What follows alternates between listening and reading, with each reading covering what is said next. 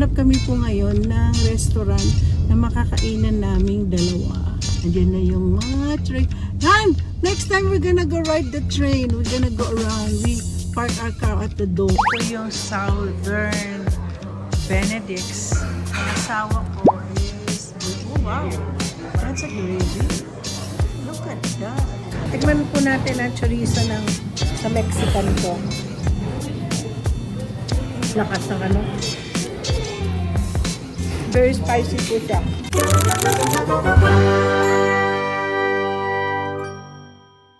Dito kami ngayon sa appointment ni Lance. And of course, akong driver. So, na siya. Tahimik. Wala masyadong tao dito.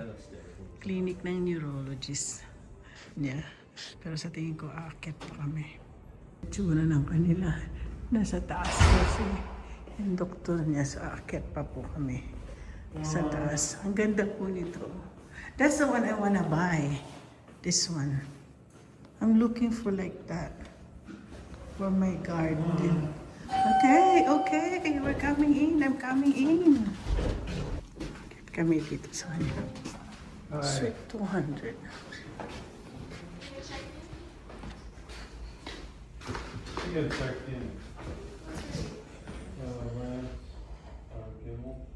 Konti, wala pang pasyente. Bumaba pa ako. Lagi na, saan na yung battery na asawa ko? Ito, naiwan ko sa baba. Alam niya, pag nawala yan, mahal-mahal pa man din. Eat breakfast today, Han? You want the 6th Avenue? Don't forget your... I don't have anywhere to put it. Just put it here. I'm gonna... Well, are we gonna eat at the International Pancake House? It's just right here. No, I want to do something different. So where do you want to go eat breakfast?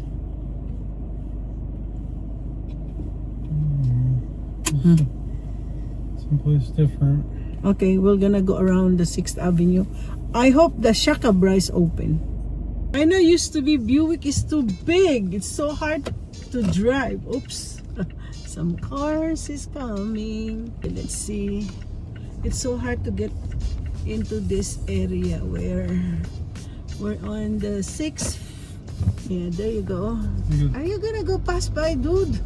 So we're going to the 6th Avenue where all nice restaurants are.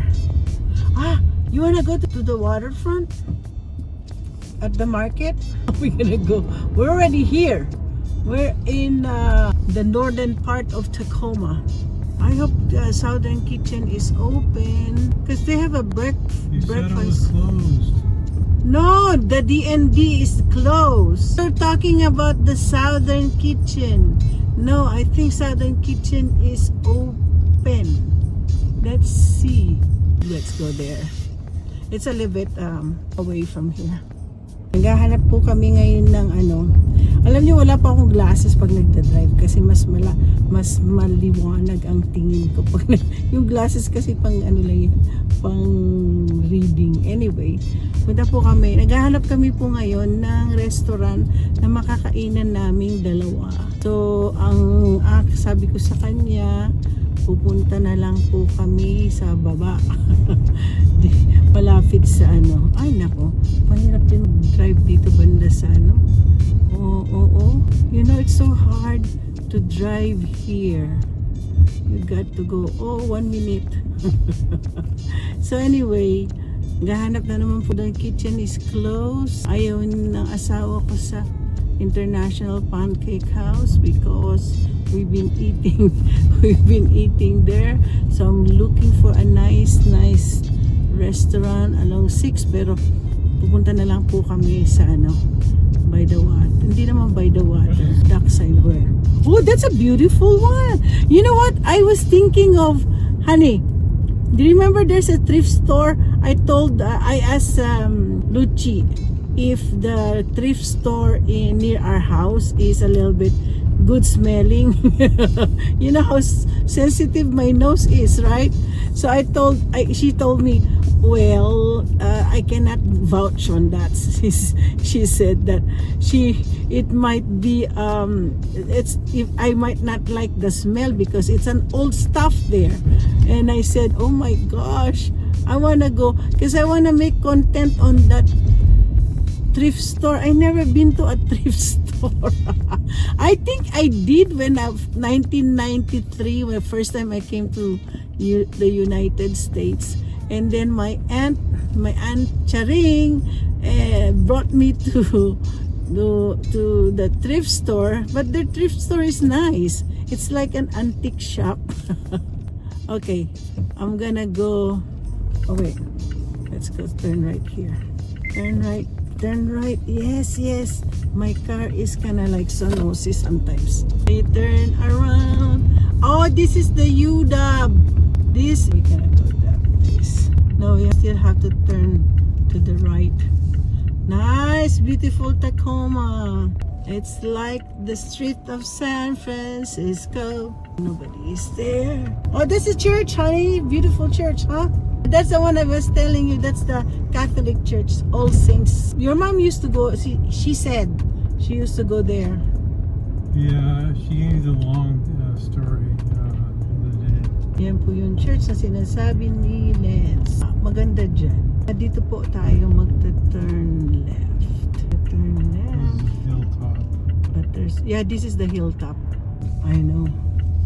This must supposed to be a very beautiful place overlooking Tacoma, but the crime rate here is so scary to drive around here at night. We're going down the street. It's traffic. We're going to the dock side, where the dock side is. Pababa. Ayun lang. Pababa. Masyadong hilly. This is our downtown Tacoma. Downtown Tacoma. Ayan. Andiyan na yung mga train. Han! Next time we're gonna go ride the train. We're gonna go around. We park our car at the dome. And then Okay, there's some places I'd like to go then. you want, and then we'll take the train. We'll buy the round trip.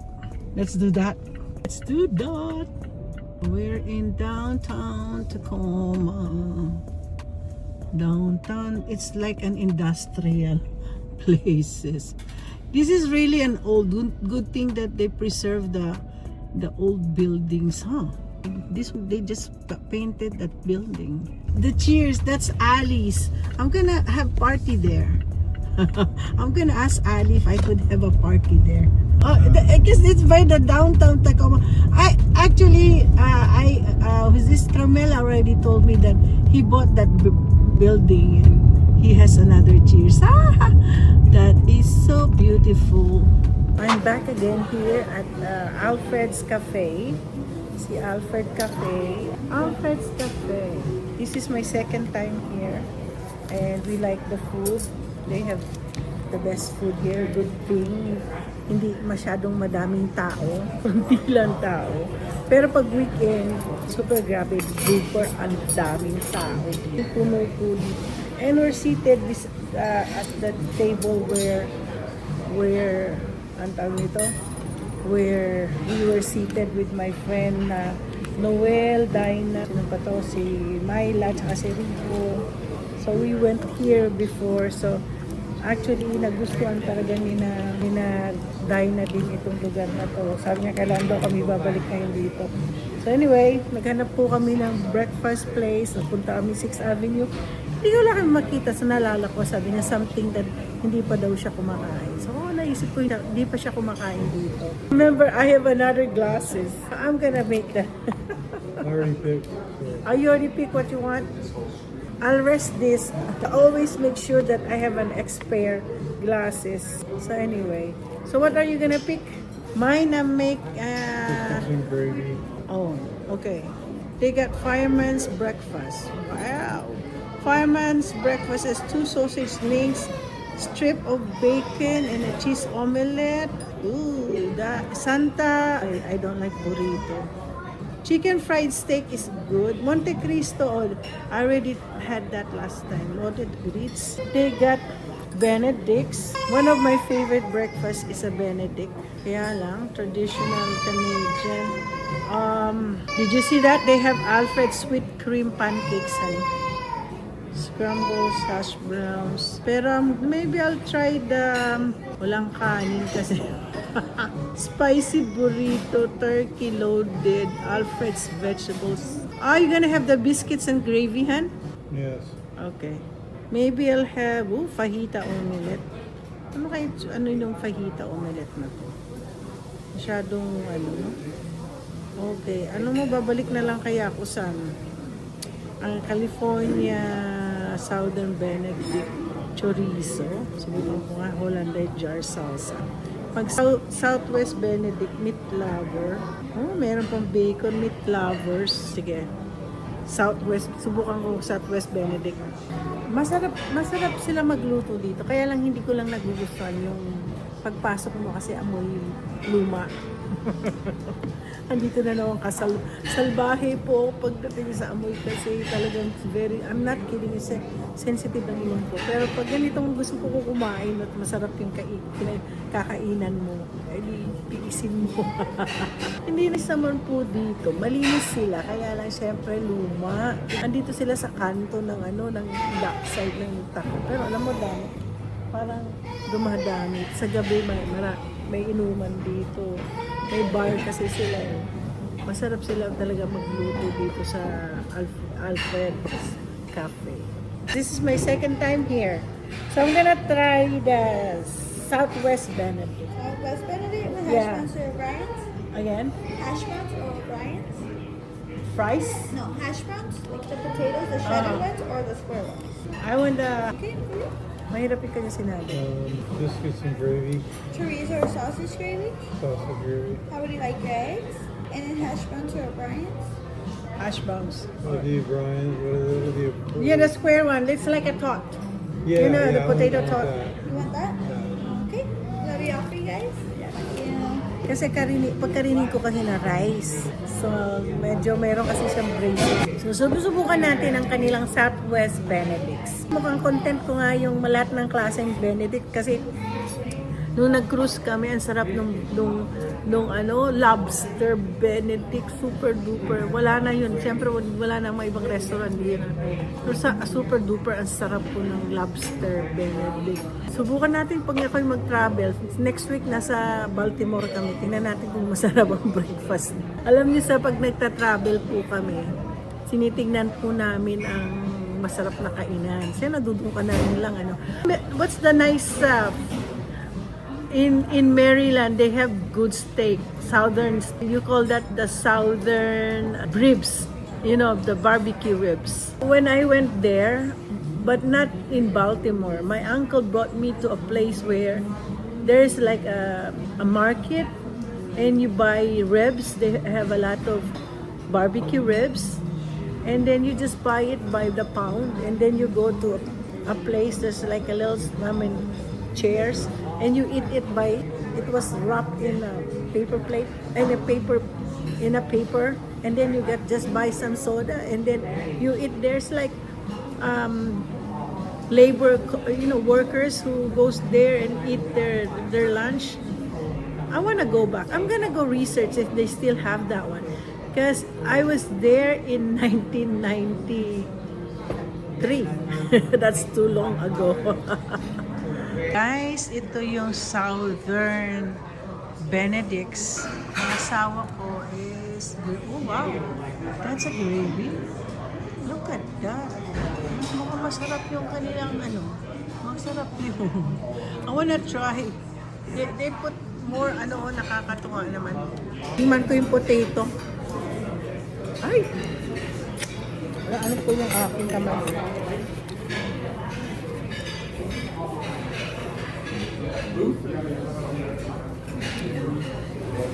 Yan, tingnan po natin kung gaano kasarap itong egg benedicts na in-order ko. Kasi southern to. Ang taste ng southern is very strong ang spiciness niya. So, Tingnan natin. Lalo na sa pica de gallo. Again and again. Pico de gallo, hindi picadillo.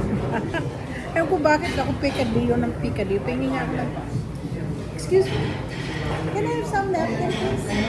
Napkin. Thank you. Masarap.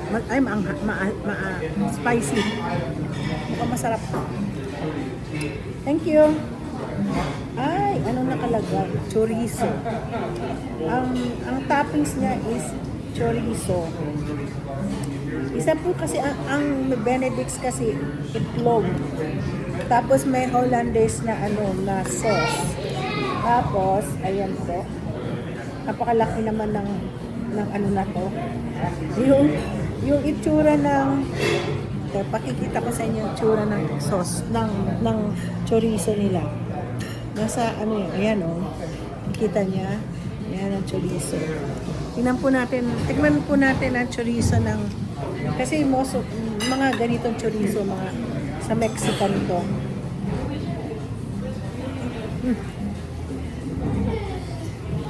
Ang lakas ng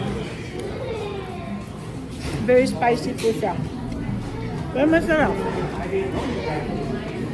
Recommend ko siya kung gusto niyo ng spice. Maanghang nga. Very spicy. Hollandaise siya. So, anyway, enjoy lang po namin dalawang mag-asawa ang breakfast. Don't forget to like and subscribe. Say something, sweetie. Did you like your breakfast? Yeah, I know you're eating your breakfast. So say goodbye to my subscribers. Don't forget to like and subscribe. Don't forget to like and subscribe. Kasi gustong-gusto niya po siya magsabi daw eh.